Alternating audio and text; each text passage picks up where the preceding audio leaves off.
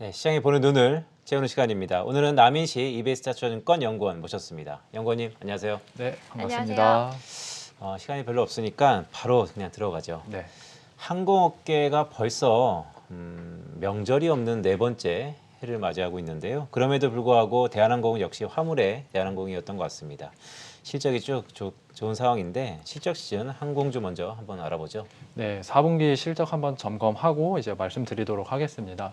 이제 대한항공이 실적 발표를 먼저 했는데 일단 한마디로 말씀드리면은 화물 사업부가 다 했다라고 보시면 될 것 같아요. 2021년 연간 영업이익이 1.4조 원이고 영업이익률이 16%를 기록을 했는데 10년 역사적으로 봤었을 때도 이제 영업이익 규모로나 수익성으로 보나 가장 높은 수치다라고 보시면 되겠습니다. 반대로 LCC 같은 경우에는 여객기만 운영하고 있다 보니까 대한항공처럼 좋은 실적을 거두진 못할 것 같고요. 그래서 이제 화물기를 보유했냐 안 했냐에 따라 가지고 화물사들의 그 항공사들의 실적이 상당히 양극화될 걸로 보고 있습니다. 네, 항공주들 정말 여행 특수 없어도 역대급 실적이 지금 나오고 있는 좀 대한항공, 특히 대한항공이 지금 그러고 있는 가운데 자, 1월 마지막 거래일도 지금 항공주들이 좋은 모습을 보였고 오늘 지금 이렇게 오미크론 확산 소식에도 불구하고 오늘도 좀 항공주들이 견조한 모습을 보이고 있어요. 반등 신호로 지금 해석을 해도 되는지 어떻게 보세요? 사실 타이밍을 논하는 게 굉장히 어려운 일이긴 그러니까요. 한데 저는 이제 항공주 아직은 조금 기다려야 된다. 그리고 타이밍으로 봤었을 때는 4월 달이 적기라고 판단을 하고 있습니다. 사실 다음 달도 뭐 10만 명 나올 수 있다 막 이러잖아요. 네, 그렇죠. 지금 오미크론이 우세종이 되고 확진자가 2만 명이 지금 넘어간 상황입니다. 우리나라보다 오미크론이 먼저 퍼졌던 유럽을 보시게 되면은 한 달이나 한 달 반 뒤에 이 코로나 확진자 수가 피크아웃을 하게 됐는데 우리나라로 대입을 하면은 2월에 이제 오미크론이 우세종이 됐으니 3월까지는 확진자 수가 계속 증가할 걸로 보고 있습니다. 그럼 달력을 보시게 되면은 4월에 그러면 오미크론이 잦아지게 되고 해외여행을 갈 수 있냐라고 보시게 되면은 아쉽게도 4월은 빨간 날이 없습니다. 5월 같은 경우에는 이제 어린이날이 있고 6월에는 현충일 그리고 선거가 있다 보니까 5월이나 6월쯤에나 해외여행을 나갈 수 있을 걸로 보고 있고요. 그래서 실제로 인천공항에서 집계하는 국제여객 데이터는 한 5월이나 6월쯤에야 반등할 걸로 저는 전망을 하고 있습니다. 그렇게 되면은 주가는 좀 선반영하는 거를 감안하면은 4월쯤부터 항공업을 조금 담아두는 게 좋지 않을까라고 보고 있습니다. 네, 연구원님, 사실 이 항공주를 볼 때 말씀 주셨던 것처럼 해외로 나가면 게임 체인저입니다. 그렇다면 어떤 게 정부 발표가 있어야만 해외로 나갈 수 있는 건지 아니면 그 전에 우리가 미리 감지할 수 있는 게 어떤 포인트가 있을까요? 감지할 수 있는 포인트는 이제 여행협회라든가 여행협회에서 이제 국가들끼리 트래블 버블을 협정을 좀 체결을 빨리 해달라 이렇게 약간 시위라든가 그런 액션들이 보이면은 그 감지되는 거라고 보시면 되겠습니다. 네, 알겠습니다. 네, 대한항공이 로고를 새로 준비하고 있다는 소식이 있는데요. 아무래도 아시아나의 합병 소식 때문인데 그런데 참 격세지감을 느낍니다. 대한항공과 아시아나가 합친다는 게 마냥 좋은 의미에서 합치는 건 같지 않은데요. 비용에 대한 부담은 없을까요? 네, 그렇죠. 이제 합병을 하게 되면은 1+1이 돼서 2.5가 되는 시너지 효과가 나야 되는데 조건부 승인을 이제 공정위에서 작년 말에 이제 발표를 했습니다. 즉 합병을 하더라도 노선을 효율화하거나 인력을 구조조정하는 방식으로 주주이익을 극대화하기에는 좀 어려울 걸로 보고 있고요.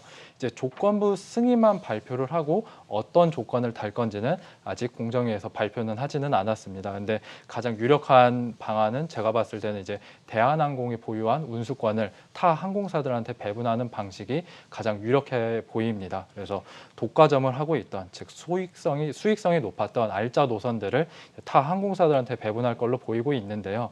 그래서 이거를 배분받는 LCC들 같은 경우에는 조금 더 MS가 높아지는 효과가 기대가 되겠죠.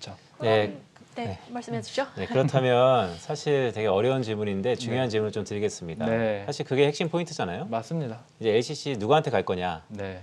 모기업인 진해안한테 갈 거냐?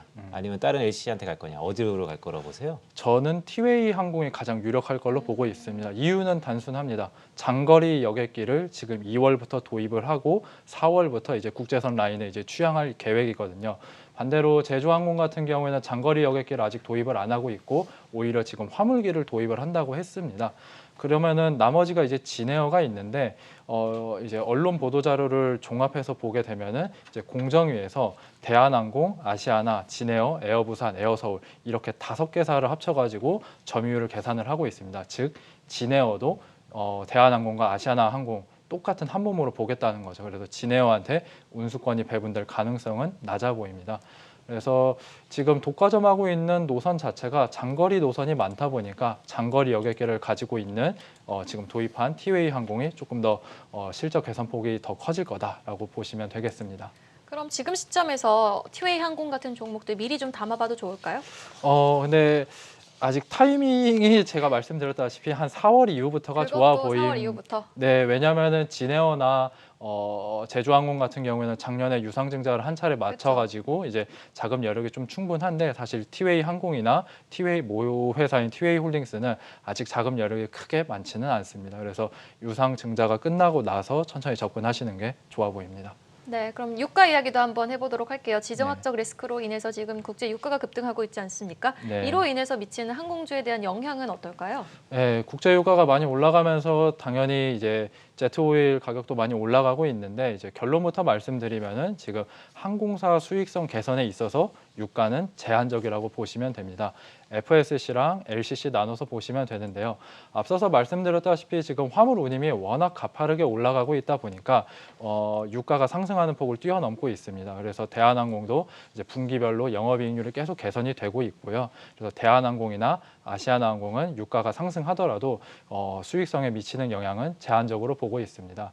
그리고 LCC 같은 경우에는 지금 보시는 화면 보시면 아시겠지만 유류비가 증가하면서 이제 항공 운임도 상승을 합니다. 즉 유류 할증료가 부과가 되는 거죠.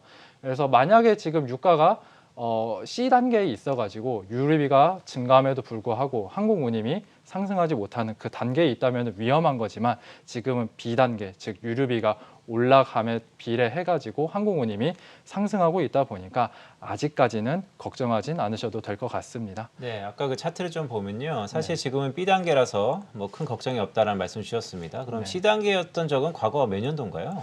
과거 한 2014년 그때 정도였고요. 지금 이제 배럴당 $200가 초과하게 되면은 이제 유류비가 증가하는 거를 이제 항공운임이 따라가지를 못하게 됩니다.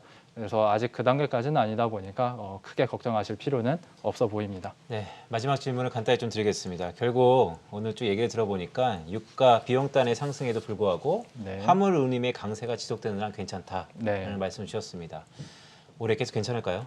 네, 그래서 항공 화물 운임이 왜 올라갔는지 이유부터 한번 말씀드리겠습니다. 첫 번째로는 이제 여객기가 뜨지 못하다 보니까 여객기 하부에 있는 멜리카고 공급이 제한이 됐습니다. 이제 오미크론 영향 때문에 이 영향은 계속 진행이 되겠죠. 두 번째로는 항만 적체 현상 때문에 컨테이너로 날라야 되는 물류를 화물기를 통해 가지고 수요가 전이가 되고 있습니다. 지금 미국 서부항만 적체 현상이 해결되지 않을 거 계속 진행이 되고 있다 보니까 이 영향도 계속 진행이 될 걸로 보고 있고요. 그래서 공급은 계속 감소할 것 같고 수요는 증가하다 보니까 화물 운임도 적어도 올해 상반기까지는 계속 이렇게 호실적을 기록을 할 걸로 보고 있습니다. 그리고 대한항공 측에서도 이제 보통은 1월 되면은 12월 대비해가지고 화물 운임이 빠지는데 12월에 한 20% 이상 1월이 상승했다고 언급을 한 걸로 봤었을 때는 상반기까지는 화물 운임이 굉장히 견조하지 않을까라고 전망하고 있습니다. 네, 알겠습니다. 항공주 업황 개선 기대감은 있지만 4월 이후부터 좀 지켜보자. 그리고 LCC 관련주 내에서는 티웨이 항공이 좀 유력하게 수혜주로 부각되어 보인다라고 말씀해 주셨습니다. 오늘 이베스트 투자증권 남인식 연구원과 함께했어요. 오늘 말씀 고맙습니다. 네, 새해 복 많이 받으세요. 네.